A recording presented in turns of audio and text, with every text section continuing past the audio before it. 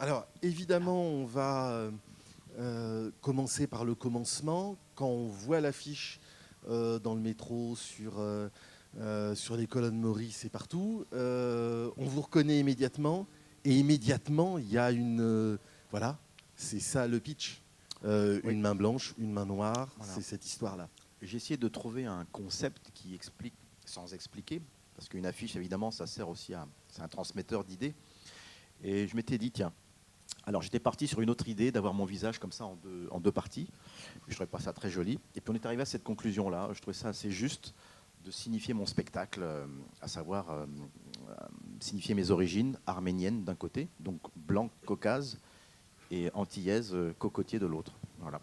Et puis le nom, en gros, parce qu'en fait, voilà, je m'étais dit, Pascal Légitimus, bon, au bout de 35 ans de carrière, qu'est-ce que je mets en plus petit, le titre, bon, voilà, je me dis, voilà, c'est l'image du visage en premier, le nom, et puis ensuite la main. Voilà. Ouais. Donc, c'est presque un outing, comme on dit pour d'autres questions. C'est vrai qu'on réalise que, oui, ça vous arrivait dans des interviews de dire que vous étiez métis, Ouais. mais c'était pas ce qui était le plus retenu. On vous voyait surtout, on parlait de vous surtout comme Pascal Légitimus, antillais, guadeloupéen, Bien sûr. etc. Comment se fait-il que l'on ait oublié que vous étiez métis? Alors, oublié, je ne sais pas. Mais il se trouve que je l'ai dit la première fois dans 7 sur 7 avec Madame DSK, à l'époque, sur TF1, me semble-t-il, en 91. Ça fait 20 ans. Ça fait 20 ans que j'ai dit voilà, en direct que je suis arménien. Et le lendemain, j'ai eu des mails d'Arméniens, on est fiers, bravo, merci. Parce que c'était la première fois que j'ai eu l'occasion d'en parler, parce que je ne suis pas à brandir l'étendard, je suis arménien, peu importe. Mais c'est vrai que j'en avais un petit peu marre qu'on prenne pour ce que je suis qu'à moitié, un antillais. Et je trouve que mes racines arméniennes sont très importantes, parce qu'évidemment, c'est des racines maternelles, c'est elles qui m'ont quand même élevé en grande partie. Et puis, comme je le dis dans mon spectacle, je suis plus antillais sur scène au niveau de l'énergie et arménien dans la vie, c'est-à-dire plus calme, plus détendu, le sens de la famille, introverti, voilà. Ce qui est vraiment étonnant, Oui. c'est que il y a une vraie gravité. Oui. Vous évoquez non seulement des instants graves dans votre vie, mais graves pour tout le monde, parce que vous racontez ce qu'est le métissage, etc. Et les douleurs et les fêlures et ce que ça peut avoir de compliqué à vivre. Mais c'est un spectacle d'une drôlerie extraordinaire. Et c'est ça qui est vraiment fabuleux. C'est comment on fait pour raconter quelque chose d'aussi grave et d'aussi qui fait quand même un peu des nœuds dans l'estomac et de faire rire les gens avec. Alors j'ai appris il y a très longtemps, une des recettes de ce métier, c'est qu'on ne fait pas rire avec du bonheur. Vous prenez n'importe quel film, n'importe quel bouquin, n'importe quoi, un tableau, vous remarquerez que tout ce qui nous fait rire, c'est grave. Prenez les films de Charlie Chaplin, c'est pas très drôle. Les Marx Brothers, ils se tapent dessus, ils ont que des problèmes. Ne serait-ce qu'un film que vous connaissez peut-être, sans aucune prétention, Les Trois Frères. C'est quand même 3 mecs en galère. Apparemment, vous connaissez, très bien, ça m'arrange. Un classique. J'ai pas expliqué. C'est 3 mecs en galère, c'est trois paumés, mythos, qui mentent. Ils ont perdu leur mère, ils pensent avoir 300 patates, mais il n'y a rien. Donc, c'est la descente aux enfers. Donc, on se dit comment ils vont faire pour remonter. Voilà. Et moi, je prends une fille, je lui arrache le bras, je la viole. Enfin, on peut parler très très loin des choses très horribles. S'il y a des enfants, je m'excuse. Je suis sûr de faire pleurer avec ça. Mais ce qui m'intéresse dans mon spectacle, je me suis dit comment faire rire avec l'esclavage, le génocide arménien, mes douleurs de l'enfance. Donc j'ai travaillé, j'ai pris des angles. C'est des angles. Quand je parle de l'esclavage, à un moment donné, je fais donc un esclave dans un bateau, sans vous raconter le sketch, qui ne se rend pas compte qu'il est déporté aux États-Unis pour travailler dans les plantations. Lui, il pense qu'il va faire une belle croisière. Donc, j'envoie d'abord la musique de La Croisière s'amuse, pour ceux qui connaissent le Love Boat. Et le mec, il est content. C'est super, on va travailler dans la canne et le coton, il y a du boulot, c'est super, on a du boulot, c'est génial. Et ainsi de suite. Et il fait des blagues avec tous ses copains. Donc, c'est l'axe que j'ai pris. Et puis, pour le génocide arménien, je me suis dit, tiens, comment je vais aborder ça? Ça dure 2 minutes, mais c'est une image un peu forte. C'est un Turc qui dit, le génocide arménien, je ne connais pas. Je ne sais pas ce que c'est. Donc, et après, j'essaie de faire rire avec cet acte. Et je continue, je déroule un tapis. Donc, c'est une étude, c'est du travail, évidemment. C'est un an de travail sur l'écriture, sur la manière de manier le verbe, qui connaissait ça, Monsieur Dical, qui a écrit d'ailleurs un bouquin que j'ai lu, qui m'a beaucoup aidé, qui s'appelle Maudit Métis. Et d'ailleurs, on est un peu d'accord sur beaucoup de choses. Et j'avoue que c'est du travail, tout simplement. Mais d'ailleurs, au départ, c'est un divertissement. Je ne l'oublie pas. Moi, ce que je veux, c'est que les gens rient, s'éclatent. Je n'ai pas forcément envie qu'ils pleurent. Mais à la fin du spectacle, on termine par une chose un peu émotionnelle pour que les gens comprennent par quoi je suis passé. Comme ça, au départ, pour terminer, je vais faire un point. Pour résumer mon spectacle, les gens connaissaient peut-être Légitimus et je leur fais découvrir le Pascal. Voilà, merci, au revoir.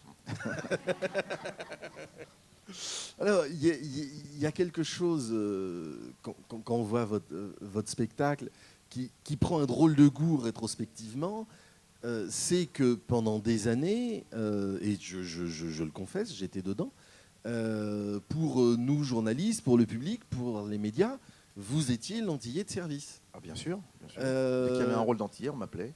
Il y a un rôle même de noir, de voleur, de dealer, de violeur, de room de service, on m'appelait. Porte-bagages, je dis, mais alors, j'ai dit non, je suis acteur, mais je ne suis pas une couleur, je suis un comédien. Donc j'ai dû refuser beaucoup de choses. Donc j'ai pas travaillé pendant un certain nombre d'années au cinéma parce qu'on proposait que des rôles comme ça.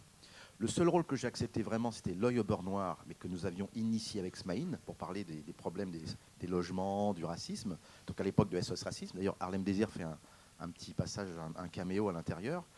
Mais après ça, j'ai refusé les trois quarts des... Et par contre, au sein des Inconnus, je me suis octroyé, je me suis permis, pour faire rire les gens, d'endosser, bien sûr, une infirmière, un antillais, voilà.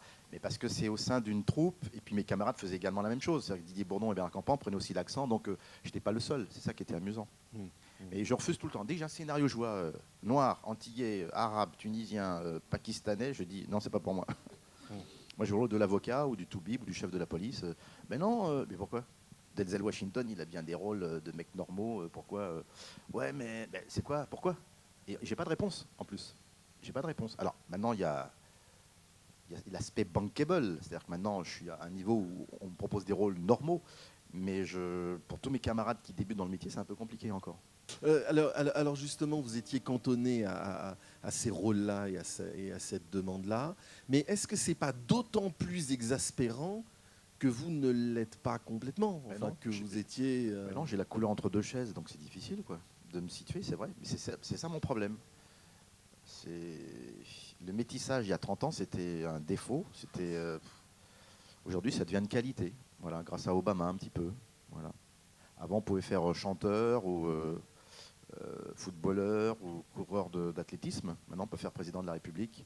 Le public du spectacle, il y a le public de Pascal Légitimus qui vous aime, qui vous est fidèle, qui va vous voir.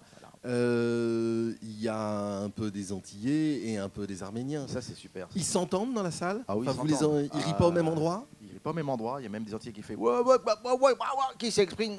Voilà. Et puis il y a des Arméniens qui font mais c'est pas vrai, on n'est pas comme ça. Enfin, une espèce de. J'adore ça. Donc ça se répond un peu. Et puis à la fin, il y a une espèce de coagulation d'énergie qui est vachement bien.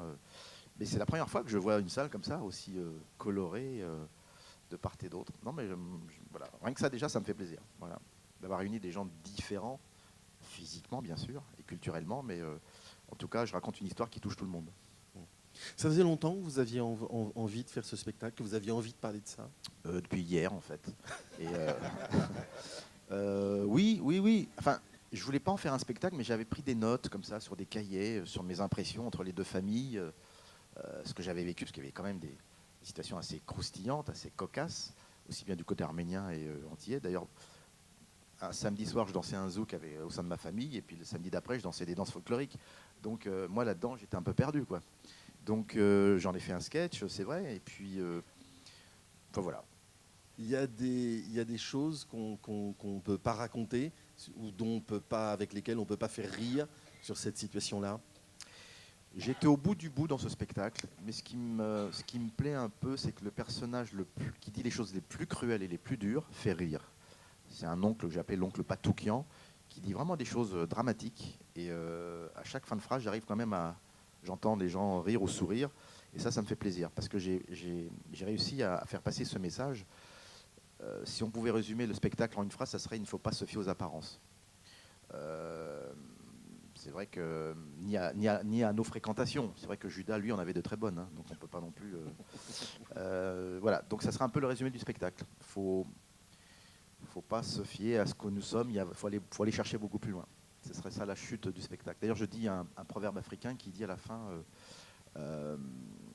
si tu ne sais pas où tu vas, arrête-toi, retourne-toi et regarde d'où tu viens.